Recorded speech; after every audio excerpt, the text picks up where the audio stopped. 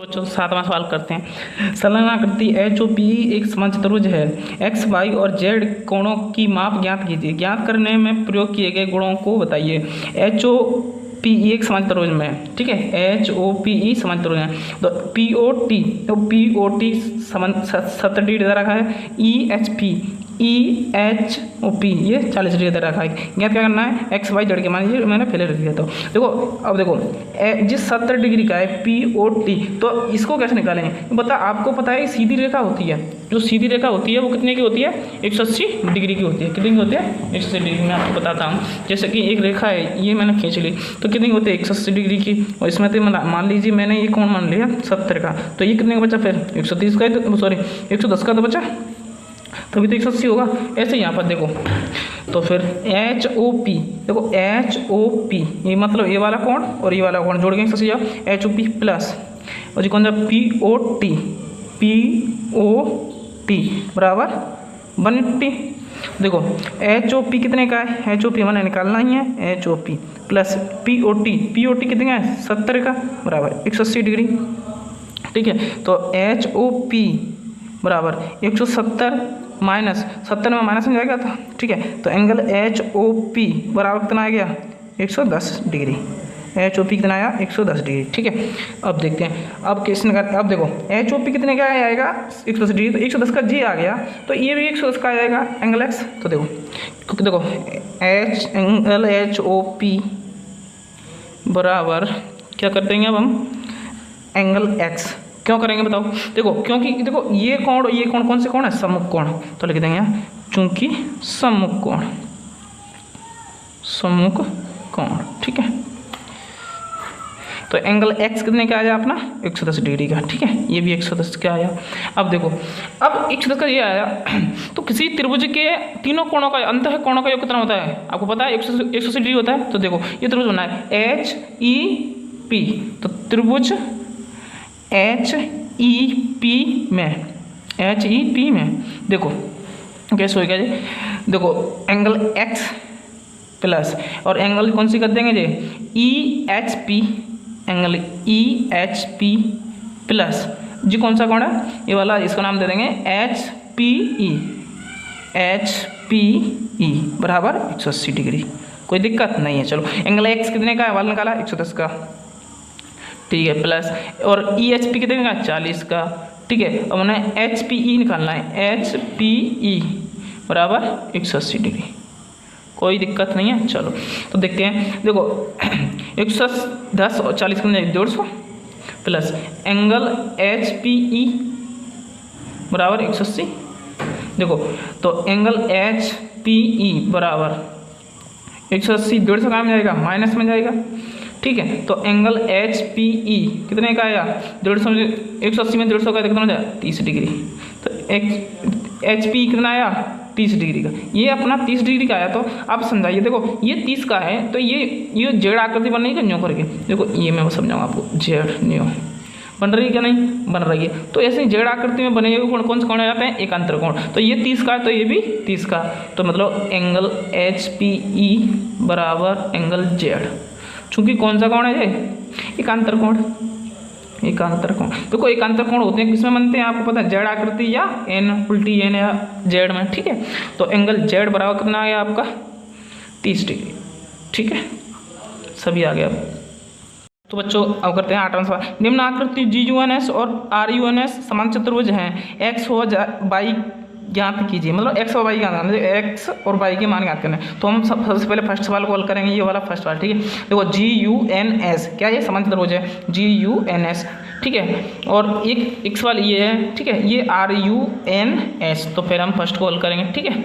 देखो कैसे हल करते हैं, देखो इसमें देखो ये समांतर भुजा इसके है और ये समांतर भुजा इसके है, तो ये समान इसकी होगी और ये समान इसकी होगी, क्योंकि समांतर त्रिभुज परिभाषा ये होती है कि आमने सामने की भुजा समान हो, समांतर हो, उसे समांतर त्रिभुज कहते हैं। ऐसा चतुर्भुज जिसकी आमने सामने की भुजा समान हो और समांतर हो, उसे क्या कहते हैं, समांतर चतुर्भुज, सिंपल सी भाषा में, ठीक है। अब देखते हो तो 3x की वैल्यू बराबर कितना करेंगे 18। देखो 3x बराबर 18, क्यों, देखो आमने सामने भुजा कैसी होती है, बराबर और समांतर होती है, ठीक है। देखो आगे बढ़ाएंगे तो इन्हें कट नहीं करेंगे, ठीक है, समांतर भी। तो x बराबर 18 बाहर है और 3 कहाँ जाएगी बटे में, तो x बारह कितना आया 6, ठीक है, x मान 6 है। अब देखो अब x मान 6 है, अब ये रख लो 3y माइनस 1 बराबर 26, ठीक है।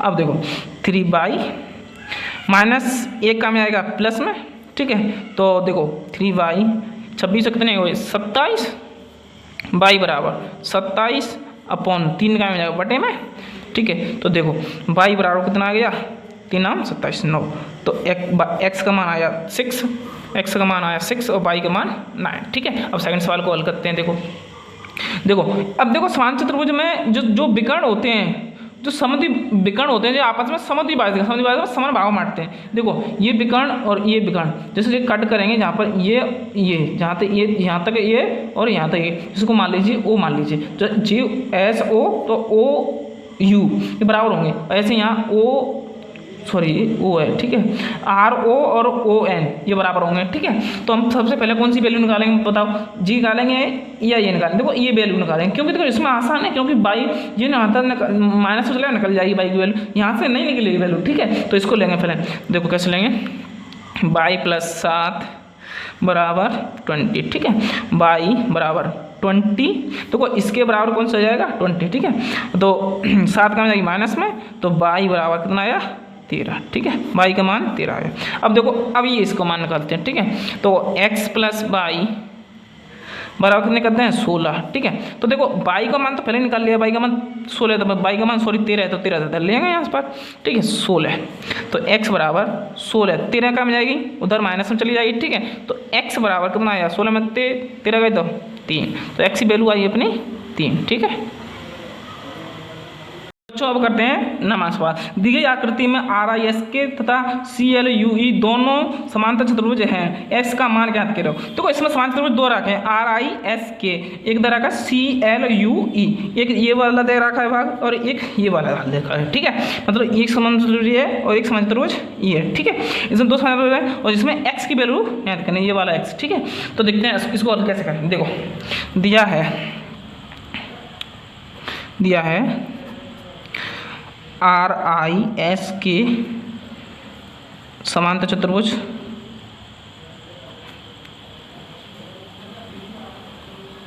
तथा CLUE समांतर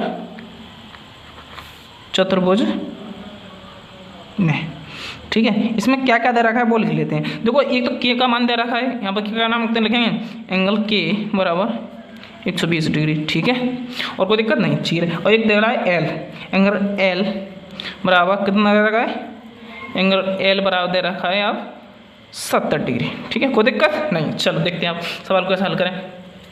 देखो K बराबर तो कौन सा कोण हो जाएगा I, देखो दो ज्ञात क्या करना है, पहले ये लिख लो, ज्ञात करना है, ज्ञात, इससे पता चल जाता है हमें सवाल का क्या हल करना है, क्या दे रखा है, x का मान क्या करना है, ज्ञात करना है x का मान, ठीक है। देखो कैसे निकालेंगे इसका, तो देखो मैंने बताया नहीं, देखो k के बराबर आई हो जाएगा, तो देखो k के बराबर आई हो जाएगा, angle k equal to angle I बराबर क्यों, चूंकि सम्मुख कोण, कौन सा कोण है, सम्मुख कोण, ठीक है। तो एंगल आई बराबर कितना आ गया आपको पता है 120 डिग्री, एंगल 120 डिग्री आएगा नहीं, ठीक है। अब देखो एंगल आई बराबर आया 120 डिग्री। अब देखो कैसे हल करें इसको। अब देखो आई 120 डिग्री आया, तो आई 120 का आया, तो बताओ आर कितने का आया, आर कितने का 120 का, ये समान चतुर्भुज है, तो बताइए ये 120 का तो ये 60 का होगा, क्योंकि कौन सा कोण है, आसन्न कोण। देखो इसको निकालते हैं, angle R plus angle I बराबर 180 डिग्री, चूंकि कौन से आसन्न कोण का, आसन्न कोण कैसे होता है, संपूरक, नहीं आसन्न कोण का लिख दो खाली सो, कोई दिक्कत नहीं है, वो समझ जाएगा, ठीक है। आसन्न कोण लिख देंगे, तो आसन्न कोण संपूरक होते हैं, वो एग्जामिनर जानता है, ठीक है, इतना लिख देंगे, सिंपल है, ठीक है। तो इतना ही काफ़ी है। एंगल आर, देखो एंगल आर प्लस आई निकाल लिया हमने 120 डिग्री, ठीक है, बराबर 180, तो एंगल आर बराबर 180, 120 को माइनस में तो एंगल आर बराबर कितना आया 120 में 180 में 120 किया था कितना बचा 60। ठीक है, तो एंगल आर बराबर 60 आया। अब देखो एंगल आर क्यों निकाला, अब देखो हमें एंगल आर इसलिए निकाला, देखो ये कितने का आएगा पहले तो 120 का आएगा, इससे आ गया। ठीक है, इससे आ गया और इससे ये आ गया, कितना दिया है 60 का। अब देखो 60 का ये आ गया 60 का, तो सपोज की दैट अब देखो ये कितने का आएगा, कौन सा एस कितने का आएगा बताइए 60 का। देखो कैसे, क्योंकि कौन से कोण है सम्मुख कोण, सीधी बात है। तो एस कितने आया 60 का, तो लिख देंगे यहाँ पर एंगल आर बराबर एंगल एस, चूंकि सम्मुख कोण, चूंकि सम्मुख कोण। ठीक है, तो एंगल एस बराबर कितना गया 60 डिग्री। ठीक है, और ये चाहिए था हमने। अब देखो मैं समझाऊं क्यों निकाला ये हमने कौन, देखो एस इसलिए निकाला, देखो ये त्रिभुज बनना है, देखो जहाँ पे नाम दे लीजिए, आपको इच्छा है तो ओ दे लेते हैं। ठीक है, देखो ओ ई एस जो त्रिभुज बनना है ना, इसमें देखो एस का मान निकाल लीजिए, आप ई का निकाल लीजिए, इसका तो अपने आप निकल जाएगा, आपको पता है त्रिभुज तीनों अंतःकोणों से, इसलिए मैं एस का मान निकाल रहा हूं। अब क्या क्या निकालेंगे, ई का निकालेंगे। ठीक है, तो अब ज़्यादा नहीं निकालना है हमें, बाकी की वैल्यू निकालनी है, मतलब ई की वैल्यू चाहिए। अब यहाँ से हमको एस का वैल्यू मिल गया, अब ई की वैल्यू निकाल लिया। ठीक है, तो अब ई की वैल्यू कैसे निकालते हैं, अब देखो बताओ, तुम बताओ कि अब देखो ये L कितना है 70 का है, तो L कितने E कितने का होगा 70 का। देखो एंगल L, देखो एंगल L बराबर कौन सा हो जाएगा, एंगल L बराबर कौन सा हो जाएगा, देखो एंगल E, चूंकि कौन से कोण है सम्मुख कोण। ठीक है, सम्मुख कोण। देखो तो एंगल E बराबर कितना आ गया अपना 70 डिग्री आ गया। अब तुम्हें पता है ये 70 का आ गया, ये 60 का आ गया, तो कितने क्या बचा है 70 और 60 कितने हो गए 130, तो ये कितने बचेगा 50 का। तो सिंपली लिखते हैं, क्या लिखेंगे, त्रिभुज, देखो त्रिभुज ओ एस ई में, त्रिभुज ओ एस ई में, देखो ओ एस ई में क्या है, देखो त्रिभुज ओ एस ई में, देखो ओ एस ई में, ओ एस ई में क्या कहते रहेगा, देखो बताऊँ आपको, देखो प्लस, देखो एंगल एक्स प्लस, एक तो एंगल एक्स और जी क्या है एंगल कौन सी है ये एंगल ई, एक तो ई दे रखा है एंगल ई, और plus angle S, sorry S तो हमने हाँ ये लिख लिया, और फिर कौन सा निकाला एस बराबर कितने करेंगे 180। अब 180 क्यों करेंगे, त्रिभुज के तीनों अंतःकोणों का योग कितना होता है 180 डिग्री होता है, पता है तुमको। देखो x की वैल्यू x, और ई वाला मैंने निकाला ये तुमको ना 70 निकल लिया।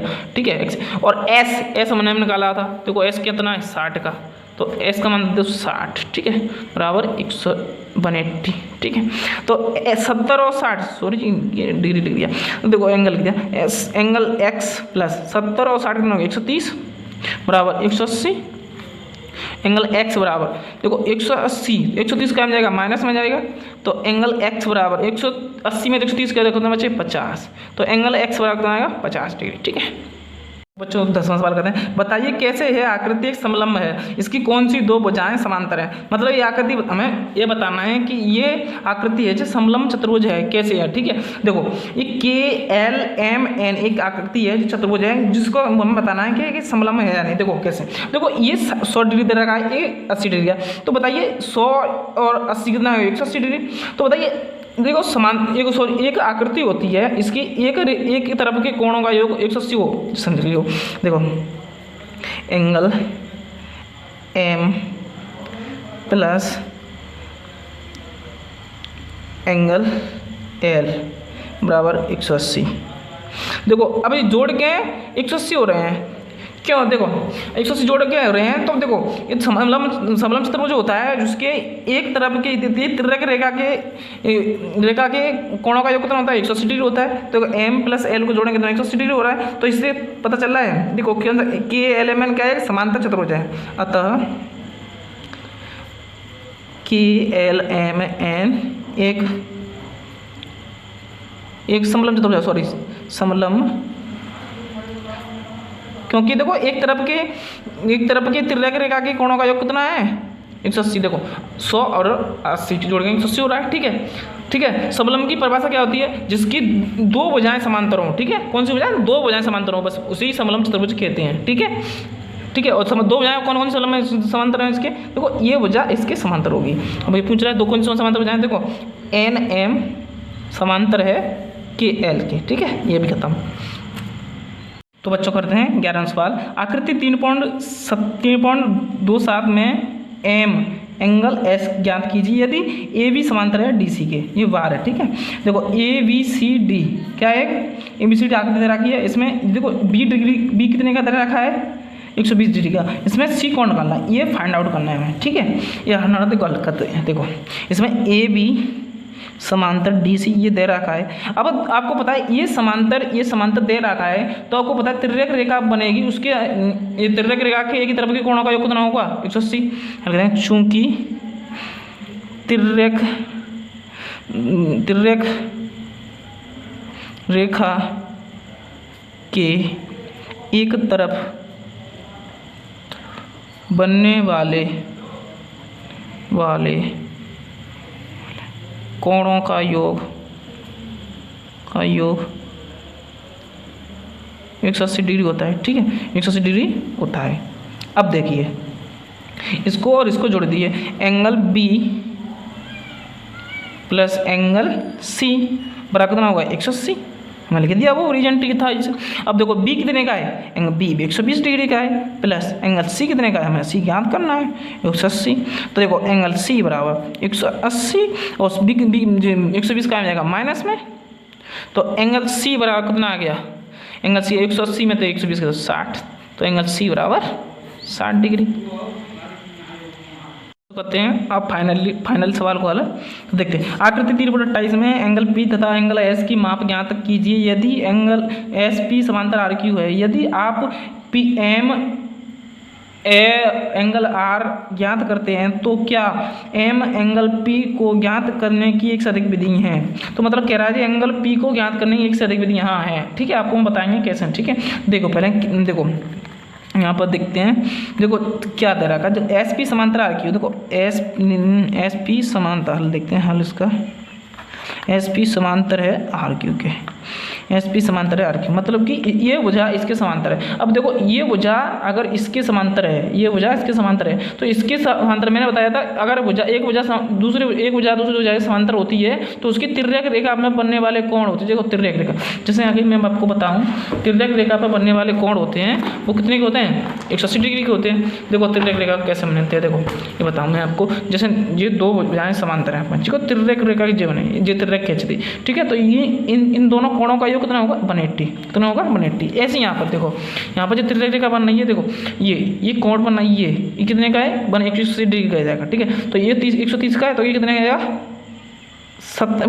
50 का हो जाएगा। देखो चूंकि तिर्यक रेखा के एक तरफ बनने वाले कोणों का योग 180 डिग्री होता है, ठीक है। देखो कैसे होता है, देखो angle Q plus angle P बराबर 180 डिग्री, ठीक है। तो देखो तो एंगल Q तो तेरा का 130 डिग्री का, तो एंगल P बराबर 180 डिग्री, तो एंगल P बराबर 180 जो कितना माइनस में चलेगा 130। तो देखो एंगल P बराबर कितना आया 50 डिग्री, तो एंगल 50 डिग्री आया कि नहीं P बराबर, ठीक है। P बराबर 150 डिग्री आया। तो ये देखो और बाकी अब देखो एंगल R ये कितने का हो जाएगा, देखो ये जिससे ऐसे होता है, ऐसे अगर निशान बंदा हो कहीं पर तो वो 90 डिग्री का होता है, कितने का 90 डिग्री का, ठीक है। तो देखो इसको आगे सॉल्व करें, देखो ये कितने का आ जाएगा 90 डिग्री का। तो देखो समझते हैं इसको, देखो एंगल R, तो एंगल R बराबर 90 डिग्री, ये तो निकालने की जरूरत नहीं है, ये निकल के मिल गया, R 90 डिग्री का मिल गया। अब देखो एंगल S कितने का निकलेगा, अब आप बताइए एंगल S, अब देखो एंगल R प्लस S कितने का आ जाएगा। देखो ये पूछ रहा था एंगल P को ज्ञात करने की एक से अधिक, P को हम बताएंगे पहले पहले हम S को निकाल देते हैं, ठीक है। S को भी पूछ रहा था उसने निकालने की, देखो S को माप ज्ञात कीजिए, ठीक है। S भी निकालने की पूछा था उसने, अब लेकिन हम निकाल लेते हैं पहले S को। देखो ये भी तिर्यक रेखा बना कोण है, ठीक है। तो देखो चूँकि एंगल P नहीं करेंगे, सॉरी इसको करेंगे एंगल कौन सी करेंगे, angle S plus angle R बराबर कितने करेंगे 180 डिग्री। चूँकि कौन सी कोण करेंगे आसन्न कोण, और ये दूसरे तरीका से भी निकल जाएगा। देखो तरीका दूसरा कैसा है, देखो इन चारों कोणों को जोड़ देंगे, ठीक है, ये 360 डिग्री के होंगे, इन तीनों को जोड़ देंगे, ठीक है, 360 में से घटा देंगे, क्योंकि चतुर्भुज चारों अंत कोणों का योग 360 होता है, उसमें जोड़ के घटा देंगे तो भी निकल जाएगा, ठीक है। ये इसके दो तरीके हैं, इस एस को भी निकालने की, ठीक है। यहाँ पर लेकिन ये कह रहा था पी की निकालने की, हम पी की निकालेंगे आपके। तो देखो एंगल एस कितने का है, एंगल एस कितने का है, एंगल एस निकालना है, फाइंड आउट करना है, ठीक है। आर, एंगल आर 90 डिग्री बराबर 180। तो देखो एंगल एस बराबर 180, 90 काम चलेगा, माइनस में चला जाएगा, ठीक है, 90 माइनस चले तो एंगल एस बराबर कितना आएगा 90 डिग्री। हमारे चारों कोण निकल के आएगा क्या, नहीं। देखो आर कितने का आएगा 90 डिग्री का, एस 90 डिग्री का आया, ठीक है, 90 डिग्री का आया, और देखो और पी अपना 50 डिग्री का आया, तीनों निकल आए। अब देखिए ये सवाल ये भी कह रहा था पी की दो विधि निकाल लेंगे, तो मैं आपको करके नहीं बता रहा हूँ, वैसे ही बता रहा हूँ आपको। देखो इन तीनों कोणों को जोड़ देंगे, ठीक है, देखो जोड़ के बता, चलो करके बता देता हूँ, देखो करके ही बता देता हूँ। देखो त्रिभुज के तीन अंतःकोणों, चतुर्भुज चार अंतःकोणों का योग, चतुर्भुज के चारों कोणों का योग कितना होता है, 360 डिग्री होता है, आपको पता ही है 360 डिग्री होता है। देखो तो एंगल कौन सा, P angle Q plus angle R plus S बराबर कितना करेंगे 360। देखो P कितने का है, मैंने नहीं निकालता क्यों, दो विधि से निकालना है, क्यों कितने 130 का, ठीक है, और एंगल R कितने का है, एंगल R 90 डिग्री का, और एंगल S कितने का है, एलिप्स भी 90 डिग्री का, बराबर 360। अब देखिए 90 और देखो 90 और 90 180 और 130 कितने हो गए 0, 8 और 3 कितने गए 11 और 1 310 कितने हो गए 310, ठीक है। जोड़ के angle P plus angle 310, sorry 310 खाली बराबर 360। अब देखो एंगल P बराबर 310 का में जाएगा 360 माइनस चलेगा 310, तो एंगल P बराबर कितना है 50। तो बताओ एंगल P की 102 विधि है नहीं, तो वाल मैंने ऐसे भी निकाला वैसे भी निकाला था, तिरक रेखा के हिसाब से निकाला था, वैसे भी निकाला था, दोनों तरह से पी का मान 150 डिग्री आया क्या, नहीं आया है, ठीक है। एंगल पी बराबर 50 डिग्री। तो इस तरह आपको पूरी प्रश्नावली हल कराइए। तो वीडियो अच्छा लगा है तो कमेंट करके जरूर बताएं और चैनल को सब्सक्राइब जरूर करके जाएं।